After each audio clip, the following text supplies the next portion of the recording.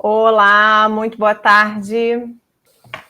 Fabi, vou para Olá, te boa ouvir. tarde, gente. Boa tarde. Eu e Fabrícia juntas aqui para falar sempre sobre um assunto importante para a orientação parental.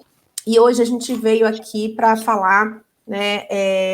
Eu fiz uma enquete esse fim de semana, depois de assistir uns stories de uma pediatra que eu que eu gosto muito de assistir.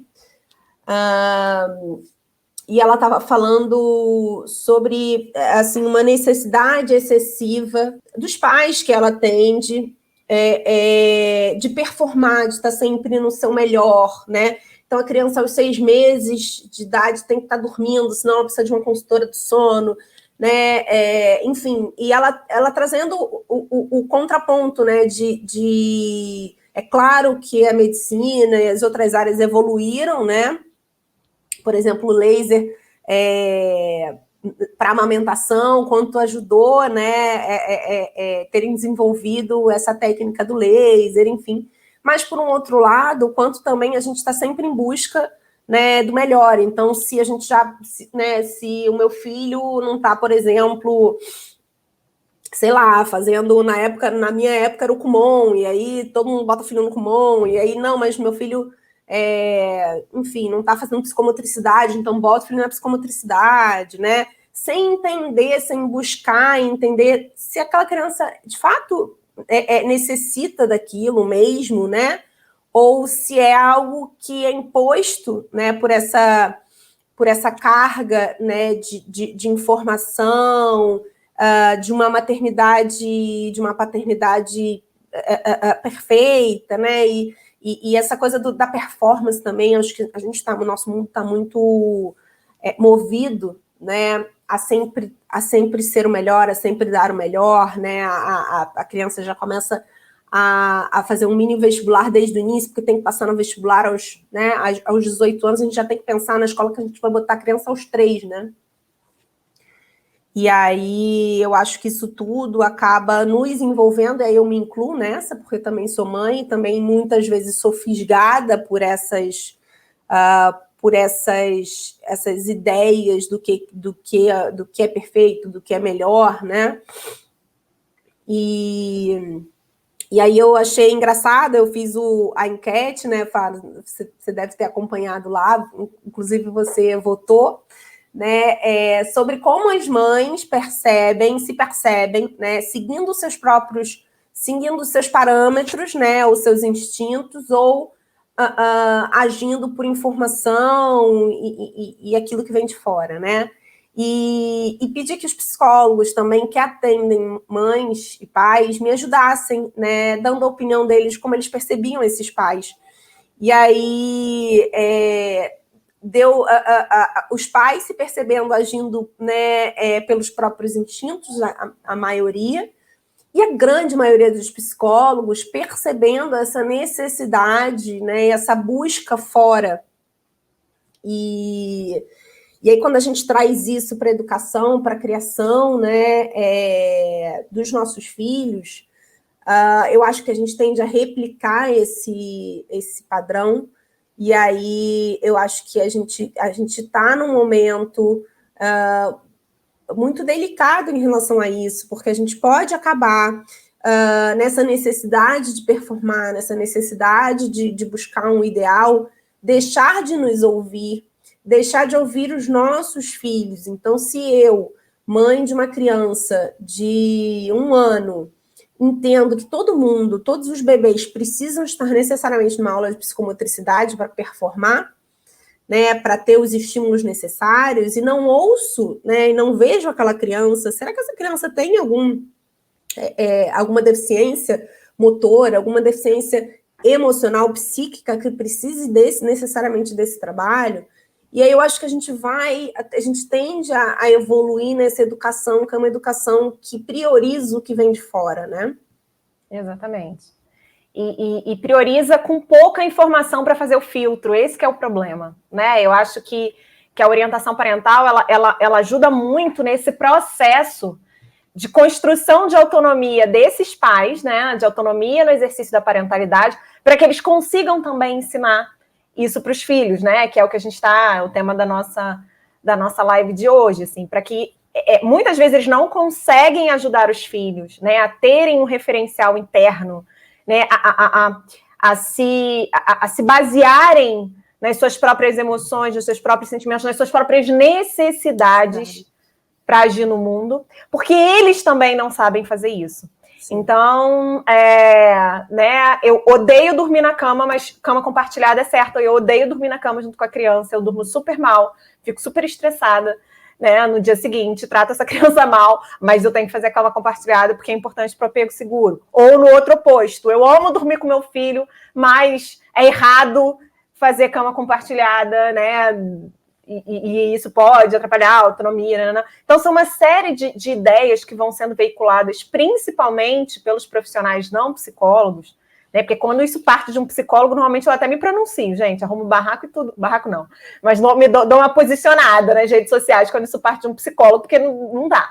Agora, muitos não psicólogos, né, se aventuram nessa coisa de eu vou ajudar outros pais. A motivação é até bacana, né? Vou ajudar outros pais com a minha experiência. Mas a sua experiência é só isso, a sua experiência, né? E ela serve para você, ela serve... E é por isso que é tão complicado quando a gente baseia a maior parte das nossas estratégias educacionais, a maior parte do nosso relacionamento com os nossos filhos com o que vem de fora. Porque normalmente o que vem de fora não cabe na gente. O que cabe na gente é aquilo que a gente foi lá, escolheu. A roupa que fica bacana em você é aquela que você vai lá, que você prova, que você, de repente, traz, mas ainda manda na costureira fazer um ajuste. Aí essa roupa te cabe super bem. Aquela que você comprou na internet, não necessariamente. Sim, que você vê num outro corpo, né? Exatamente. E essa semana eu tive um insight disso, talvez porque eu já viesse pensando sobre isso, né? E o quanto a gente é fisgado por algo que não é necessariamente algo tão direto, né? É algo que a gente vai adquirindo e construindo a partir daquilo que a gente diariamente assiste, né? E acompanha e tem de informação. E aí, essa semana eu tava... Aquela velha briga que todos os pais têm, né? Será que eu tô o tempo necessário com os meus filhos? Eu trabalho o dia todo, eu tô com elas no final do dia e eu delego muito, né, para minha funcionária. Será que isso é uma maternidade? O que isso tem de efeito nas minhas filhas? Enfim, aquilo que vocês aí, provavelmente quem é mãe, né, quem é pai, deve se perguntar o tempo todo. E aí eu lembro que eu tinha chegado assim na brinquedoteca e eu tava com elas, mas eu estava sentadinha e elas estavam brincando sozinhas, né? Inclusive sozinhas mesmo, cada uma num estímulo diferente. E eu gosto tanto quando elas brincam sozinhas, né? Porque é mais difícil, como tem gente para cuidar delas, acaba que tem sempre alguém estimulando ali e tal. Inclusive, eu venho conversando isso com a Anessa, que é quem me ajuda aqui. E aí veio uma mãe com um nenenzinho e daquelas super ali com ele, não sei o quê, e o tempo todo brincando com ele, saiu com ele, voltou com ele, não sei o quê. E me veio uma crítica a mim mesma naquela hora, né? Será que eu não devia estar ali brincando, né? Dividindo com as minhas filhas? Não que eu não faça isso em outros momentos, né? Principalmente no momento em que eu pego elas e, enfim, arrumo e dou comida e boto para dormir. Esse é o nosso momento. E nesse momento me veio, assim, uma crítica, né? E aí eu falei assim, cara, mas eu acho que nem 8, nem 80, né? Nem eu delegar totalmente. E mesmo quando eu estou com elas, né? Não estar em cima delas. Então, são dois lados, né? Aquela que não dá atenção de qualidade, né? Que está ali no celular, de corpo presente. E aquela que acha que a maternidade ideal é aquela em que eu estou 100% do tempo para aquela criança, e que eu também não dou a oportunidade daquela criança buscar as próprias motivações na brincadeira, né, e focar a atenção em algo que seja algo dela. E aí eu tive esse insight, sabe? O quanto eu também sou fisgada por essa maternidade ideal que se vende e que talvez seja aquilo que eu construo como como eu tive da minha mãe, né? Minha mãe estava ali 100% para gente, né? Ela não trabalhava, ela era dona de casa e tal. Eu não sei, eu acho que isso ao longo do crescimento a gente vai idealizando, né? O que é uma maternidade perfeita e o que não é. E eu acho que a gente acaba trazendo isso para a relação com a criança, né? Se eu busco tantos referenciais fora, eu também não vou buscar nela, na minha relação com ela, aquilo que seja a necessidade dela, né? Eu vou estar sempre com referencial de fora também. Exatamente. E aí a criança tem perdas com isso, né? Não só ela passa a depender mais de um referencial externo para saber se é certo ou se é errado, se é bom ou se é ruim, que eu acho que é pior, porque para saber se é certo, se é errado, ok, né? Agora, para saber se é bom, se o resultado daquilo que eu fiz, né? Se o meu desenho, se a minha interpretação, se a minha apresentação na escola, se eu dependo sempre do outro para dizer se aquilo que eu faço é bom ou ruim, isso vai me trazer sérios problemas a médio e longo prazo.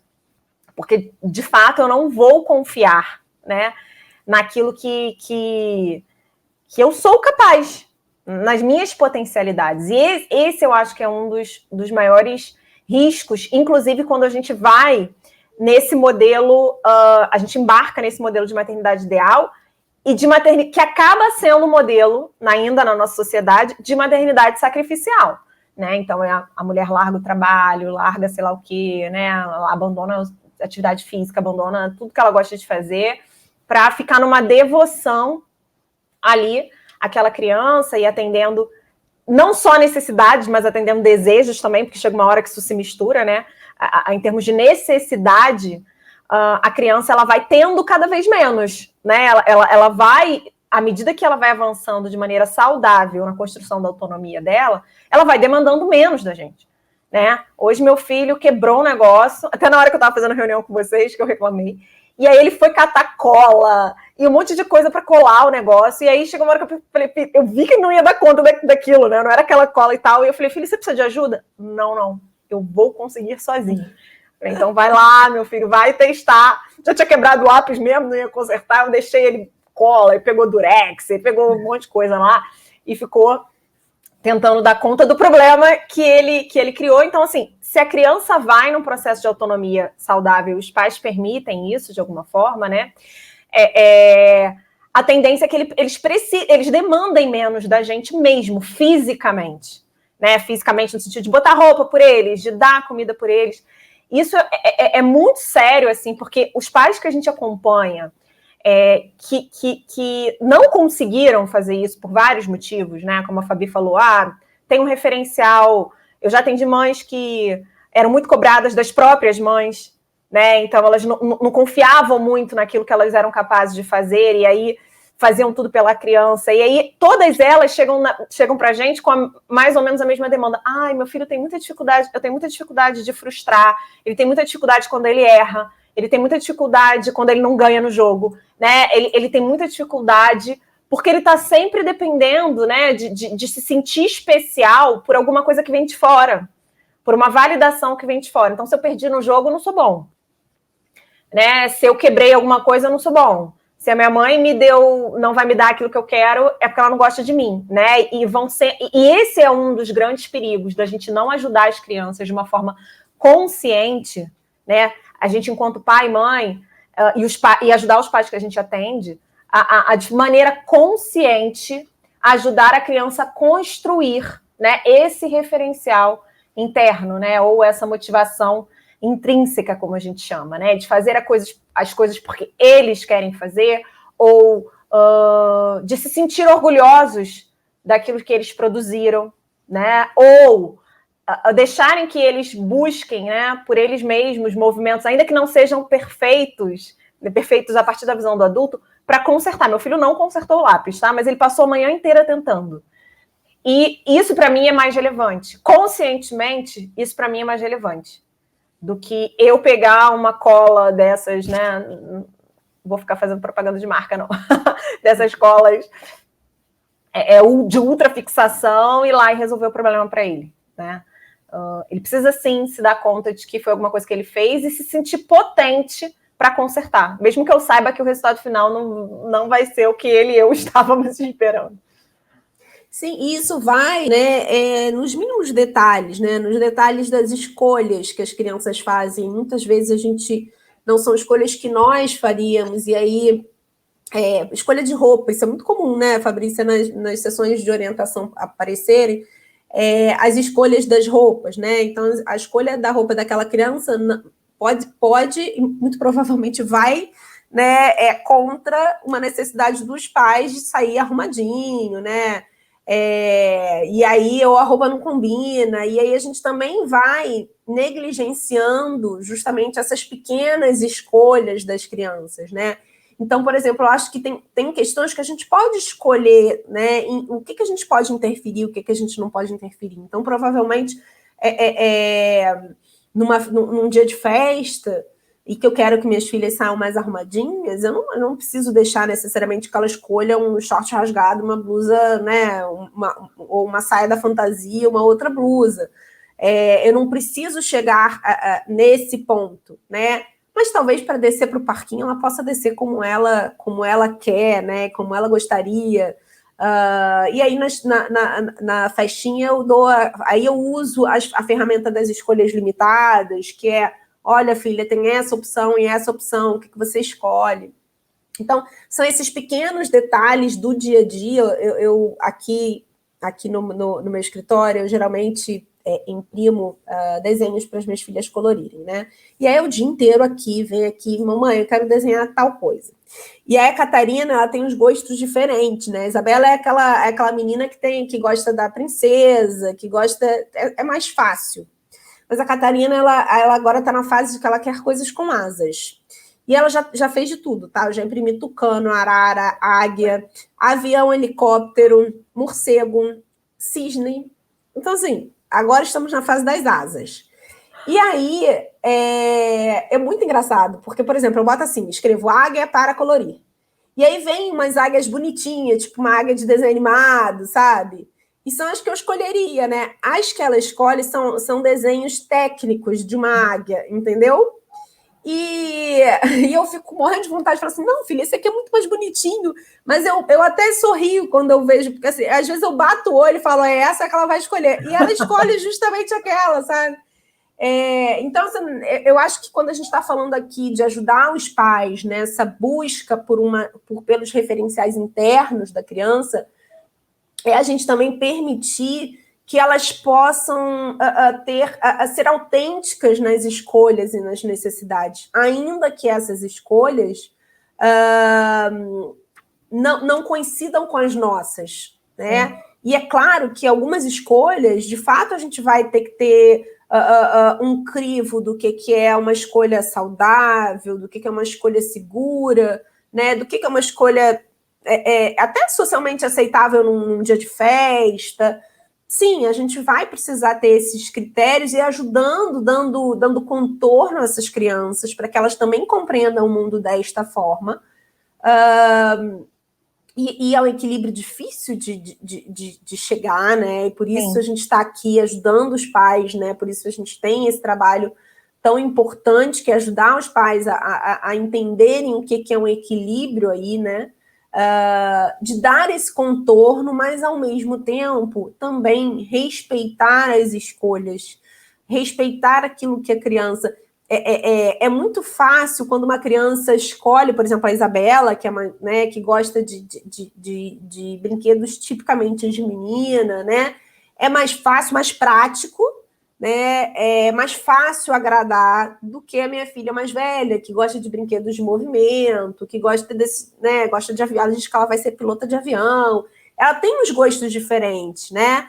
E aí que não necessariamente seriam o que eu escolheria para ela. Mas a gente precisa ter esse canal aberto, né? Esse olhar mais atento à necessidade da criança e um olhar atento do que é a minha necessidade. Quando eu não entendo que a minha necessidade está sobrepondo a necessidade da criança, vai ficar, inclusive, mais difícil né, esse trabalho. Então, quando a gente fala que a UP é um trabalho de busca de consciência desses pais, é consciência até nesse sentido, né? O que são os meus referenciais, os meus critérios, e o que são os seus referenciais e os seus critérios. Exatamente. E isso não significa, gente, não incluir, né, no rol das estratégias educacionais os nossos valores, né? Uma coisa é a gente transmitir os nossos valores, outra coisa é a gente impor os nossos parâmetros, né? São coisas completamente diferentes. Então, o que cabe, assim, né? Eu dou sempre esse exemplo porque eu estou nesse momento, assim, meu filho está muito seletivo com coisas que são saudáveis, né? Com alimentação saudável. Mas isso não é negociável, porque eu entendo que é importante para o desenvolvimento deles. Não estou na polaridade, né, de tudo, da comida de verdade 100% do tempo, porque não consigo, não porque não acho certo, mas porque não consigo. Mas sim, a maior parte, né, da alimentação deles é dessa forma. E eu cozinho, enfim, tenho essa oportunidade, então consigo ali, né, garantir que eles estejam comendo comida de uma melhor qualidade. Mas ele tá muito seletivo, né? E aí, assim, o que eu preciso é ajudá-lo a entender que, por exemplo, para nossa família é um valor, uma alimentação saudável, mas eu preciso aceitar as preferências dele, né? Ele tem preferências por algumas frutas, ele tem preferência por alguns legumes e há outros que ele não come de jeito nenhum, né? E aí hoje de manhã foi bem curioso, porque ele acordou, ai mãe, eu tô com uma dor na minha barriga, preciso comer algo saudável. Eu falei, filho, o que você quer? Gente, eu ri demais. Eu quero uma maçãzinha. E assim, ele só come maçã, banana e uva. Atualmente são as 3 frutas que ele come. Eu quero uma maçãzinha. Gente, eu comemorei tanto, porque assim, ele acordou, né, já... Não, porque normalmente ele acorda pedindo doce, gente, parece que tem verme essa criança. Ele acorda pedindo doce, nunca dou doce de manhã, mas ele acorda todos os dias pedindo isso. Ele, mãe, estou com um pouquinho de dor na barriga, preciso de uma coisa saudável. Uma maçã vai fazer bem para minha barriguinha. Eu falei, vai fazer super bem, filho. Saí correndo e peguei a maçã. E isso, para mim, assim, já mostra que, de alguma forma, ele entendeu, né, o que eu queria transmitir, entendeu o conceito, né, do que é saudável e do que não é saudável. Dentro, e eu sei, e aí conscientemente eu sei, que a gente só chegou nesse nível, porque no meio desse caminho eu não fiquei apegada a um ideal de comer um tipo de fruta por dia, ou comer o máximo possível de frutas. Eu quero comer fruta. Eu reduzi a expectativa, como fruta. Você vai comer a mesma fruta todo dia, depois a gente vai vendo, né? E eu ainda tenho essa meta de aumentar o repertório dele. Mas nesse momento é o que é possível, e acolhendo, né, aquilo, não transformando a seletividade dele nesse momento num grande fantasma, né, respeitando essa seletividade, mas sem abrir mão do valor. Então a gente precisa ajudar os pais a entenderem isso. O que é possível flexibilizar para aceitar, né, a necessidade ou a opinião, ou aquele momento que a criança está vivendo, né, que a criança está escolhendo. E a valorizar esse movimento, que esse exemplo que você traz do Pedro é um exemplo interessante, porque ele fez um movimento de olhar para dentro, ou seja, de perceber que ele não estava se sentindo bem, que existia alguma coisa ali na barriguinha dele que não estava legal. Ele conseguiu olhar para o ambiente e perceber, juntar a noção da saúde que ele já vem desenvolvendo aí junto com você, obviamente, né? Perceber o que ele tinha de possibilidades né, à volta dele, que são as frutas e no caso, a maçã, e perceber, né, e juntar esses dois, a necessidade dele com aquilo que ele tem disponível no ambiente. E esse é um movimento que é um movimento básico das nossas necessidades, e a gente pode evoluir isso para necessidades mais subjetivas, né? A gente está falando de uma necessidade fisiológica, mas a gente pode aí também levar isso por exemplo, das necessidades subjetivas. Isso é um movimento que ele precisa ser valorizado, mas nós, como psicólogos, somos muito mais atentos e percebemos isso com mais facilidade do que pais que não são, né? E é nessa tradução que a gente vai trabalhar, que a gente vai ajudar eles, né, a entenderem. Então, exemplos simples, né? Outro dia eu atendendo uma mãe e ela contando que a criança bate muito com os pés na cadeira do carro. E aí eu perguntei para ela, mas por que será que ele bate? Você já perguntou para ele? O que faz ele bater? Esse é um movimento que é um movimento simples da gente perguntar para as crianças, né? Por que você está fazendo isso? O que está acontecendo dentro de você? Né? O que faz você chutar, né, esse banco aqui? Para que ela, então, perceba, ela pode chegar à conclusão, por exemplo, que a cadeirinha está alta demais, ou que a cadeirinha já é uma cadeirinha que precisa ser trocada porque já mudou de fase. Pode ser que ela entenda que é uma ansiedade dele naquele momento específico. Enfim, ela pode descobrir milhões de necessidades ali, né, e que o fazem bater o pé. Mas se a gente não faz esse movimento de ir para a criança, né, de perguntar o que você quer, o que você está sentindo, ajudá-los a nomear, são etapas básicas, né, do que a gente chama de inteligência emocional, que muitas vezes não é feita, mas não é feita porque talvez nunca foi feita com você, né? A gente não reconhece isso na nossa criação, a gente não entende o valor disso e a importância disso. E é nisso que a gente vai trabalhar, muito mais do que ensinar esses pais a, se ele bater o pé, você vai deixar ele 2 minutos com o pé para baixo. Né? Essas regras, que nem são as regras que a gente utiliza, no caso, estou falando mais uma regra super nani, né? Mas nós não vamos levar a estratégia direta. A gente pode até ajudar, né? Então, se a gente percebeu a necessidade da criança, então vamos pensar aqui o que pode dar conta dessa necessidade. E aí sim a gente vai construir junto com os pais. Né? Se a gente não faz esse movimento, se a gente dá já uma proposta de estratégia educacional, primeiro pode ser que essa proposta não valide as necessidades da criança, né? Então, pode ser que seja uma proposta em vão. E outra é que a gente não desenvolve a autonomia desses pais, a percepção desses pais do que é a necessidade dessa criança. Né? Então, pode falar, Fá. Não, exatamente. E o que a gente vê também é o quanto que isso reverbera, né, na adolescência, no início da adolescência, porque os pais né, não tem, como a Fabi falou, naturalmente desenvolvido, né, esse ouvido, essa escuta mais atenta para a necessidade da criança.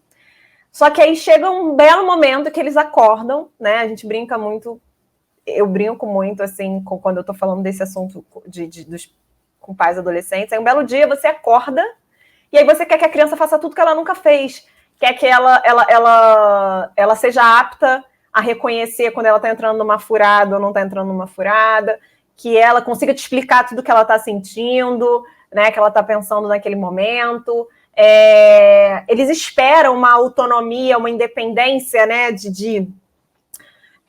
esperam que esses filhos não dependam mais tanto deles para tomarem decisões corretas, e essas crianças não aprenderam isso, né? É uma questão de uma habilidade que não foi aprendida, e que eles vão ter que ter paciência para se conectar com esse adolescente. É um momento que muitas vezes, né, tem esse lado, e tem um outro lado que é quando quem tem, né, um temperamento diferenciado, meio que dá uma rebelada, né? E aí sempre fez tudo que a mãe queria e como a mãe queria, e agora eu não quero mais fazer, né? Porque agora eu tô me dando conta de que tem um outro mundo lá fora, eu tô tendo contato com outras pessoas, tô vendo outras experiências, inclusive, né, a adolescência, aquela fase em que você começa a frequentar a casa de amigo, e aí você vê outra mãe fazendo outra coisa, né, com muito mais clareza. Você vê que a mãe da sua amiga super rola na hora do almoço uma Coca-Cola, que na sua casa não rola.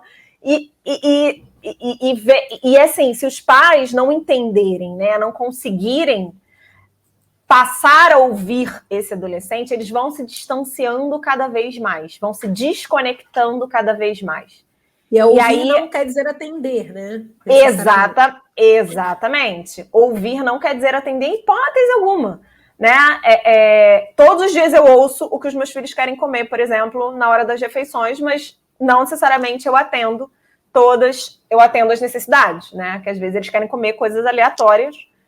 Mas, por exemplo, eu ouço quando a minha filha chegou hoje, antes de ir para a escola, falou assim: ai, mãe, hoje eu queria quando eu chegasse da escola, eu não queria jantar, eu queria fazer um lanchinho. Tudo bem, assim, né? Eu falei, e aí eu marquei para ela que era exceção.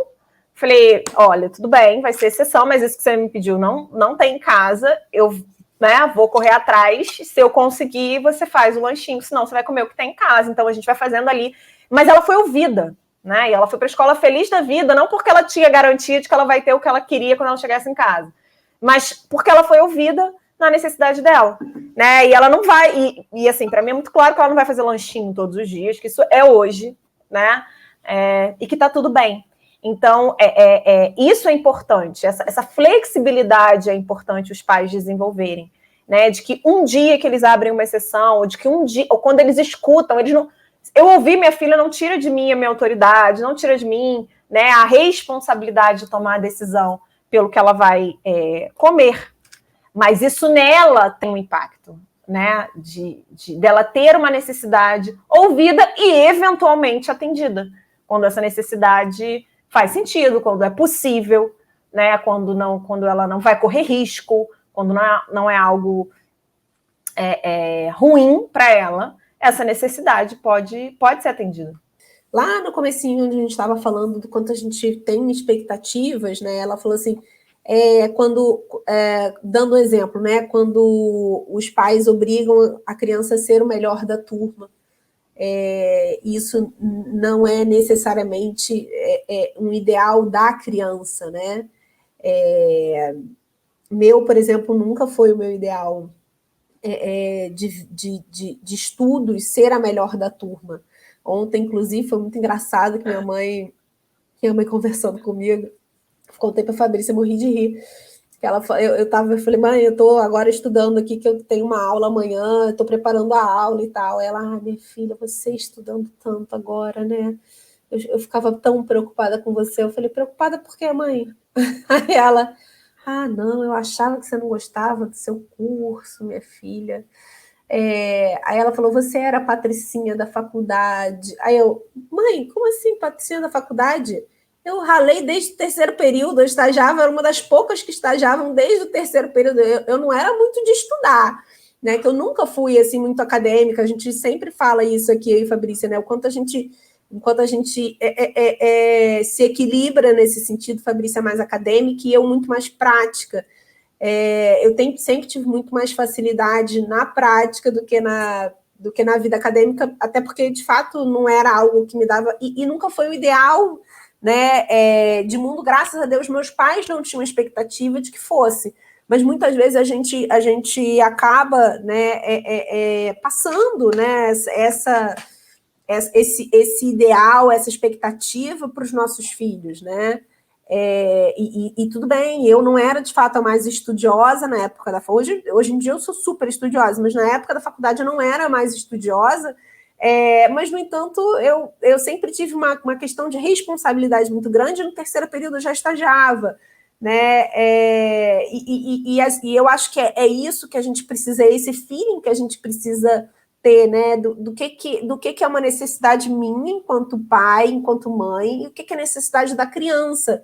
Será que essa criança, de fato, ela quer ser a melhor da turma, ou ela quer aprender e tudo bem, né? Ou será que ela tem a criatividade muito mais, né, muito mais em foco do que necessariamente, né, uma capacidade mais intelectual, de estudo, né, acadêmica? É isso que a gente precisa buscar entender, o que é meu e o que é seu, né? E essas necessidades compartilhadas. E aí eu acho que é um movimento muito da maternidade, da paternidade, porque quando aquele bebê nasce, existe algo ali que é compartilhado, né? Existe até o que Bowlby fala, que é essa interafetividade. Mas chega um momento né? E a cada etapa do desenvolvimento, a gente vai precisando abrir mão e entender o que é da criança e o que é meu.